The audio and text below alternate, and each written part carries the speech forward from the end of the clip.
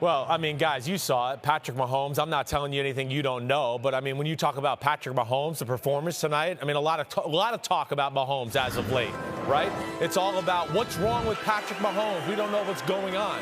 Well, Mahomes, he knew where he wanted to go with the football all night long.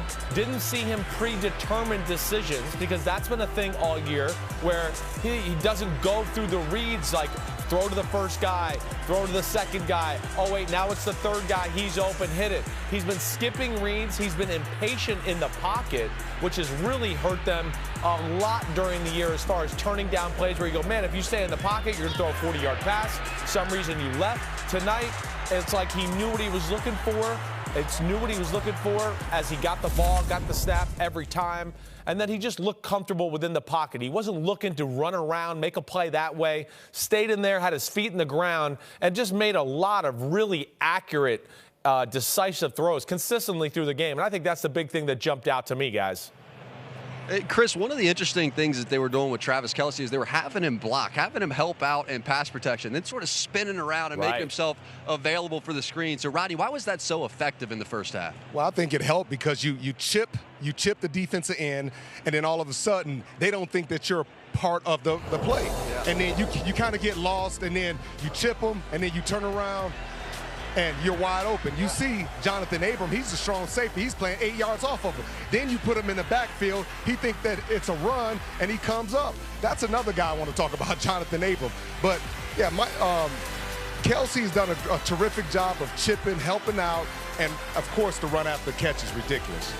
We've seen so much success, Rod, with this two-safety look, right? Playing the two deep safeties and just taking away the big play from the Chiefs. Why was that not the Raiders' strategy tonight? You told me that's not what they do.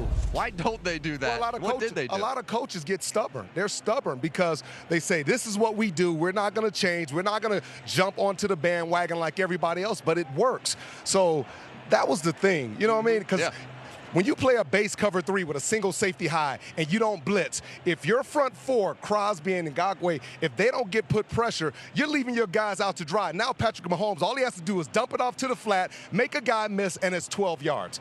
And that's the thing that I don't understand about Gus Bradley's defense. You have to have variety. You have to blitz. You have to zone pressure. You have to do all those different things. You just can't sit back and cover 3. There's no way you go into the playoffs sitting back playing cover 3. Go ahead, Chris.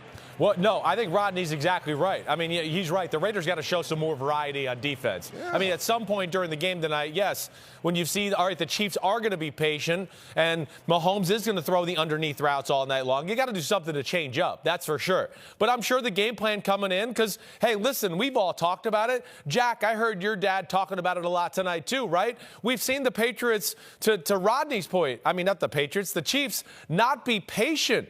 Not be patient all year long. Mahomes looking for deep shots. People are open underneath. You know, the impatience in the offense leading to turnovers, interceptions, drop passes. And I think that's the big difference we saw from them as a team tonight. They didn't get bored with, like, success. Okay, 8 yards, 7 yards, 8 yards, 7 yards. So what? It wasn't a 60-yard touchdown pass, but because they were surgical like that, it started to open up some other big passes later on in the football game. And maybe that's something we could see here, Rodney, from this Chiefs offense as we go forward.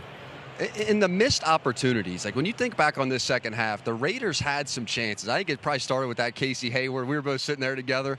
Mahomes just threw it right to him, but there was more, Jackson, etc. What went wrong when they did get their chances for Vegas? It was just a lot of sloppy play. I mean, I thought Derek Carr was very conservative when he came out and passed the ball. But, I mean, you look right here, yeah, I mean, just all over the place. This is an opportunity for them to come up and make a play. And what is this? This is a penalty, right? Mm-hmm. Max throwing him backwards. Exactly. Yep. But dropped interception by Casey Hayward. Dropped interception by Trayvon Merrick. Penalties, 8 penalties. I mean, you can't win football games like this. And this is an opportunity for a score, get you right back in the game. Deshaun Jackson, a guy that hadn't played in a long time, he comes and he fumbles it. But this is the theme. This is the reoccurring thing that happened. And, of course, Derek Carr, he gets desperate. He just heaves 2 or 3 up in the air. It's just crazy, man. This is you got the feeling coming into this game that they wanted to run the ball, right? They have those 2 Alabama running backs coming out of the backfield. That's what they wanted to do, where Kansas City's been soft soft, stopping the run, but they very quickly came out of that, given that they were so far behind in this game. Do you get the feeling like they really wanted to lean on Josh Jacobs more? Not at all. Really? Not at all. Because if you want to run Josh Jacobs, because it was a close game, you run him. Just like Darren Waller. The number one thing I said, I don't care who's defending Darren Waller. Yep. You have to get him the ball. He's 6'7". He runs extremely fast. He's a big guy. No cornerback or defensive back or safety wants to cover this guy. And Derek Carr, he backs up, and he doesn't even look his way. And I'm like, what kind of offense is this where you don't look? Your very best player on offense, you don't even look his way. Yep. You're the starting quarterback, and that's the reason why you see so many sloppy plays. He's their leading receiver at tight end. Yes. Hi, I'm Mike Tirico, and thanks for watching. Make sure to hit subscribe for the latest news and highlights from NBC Sports.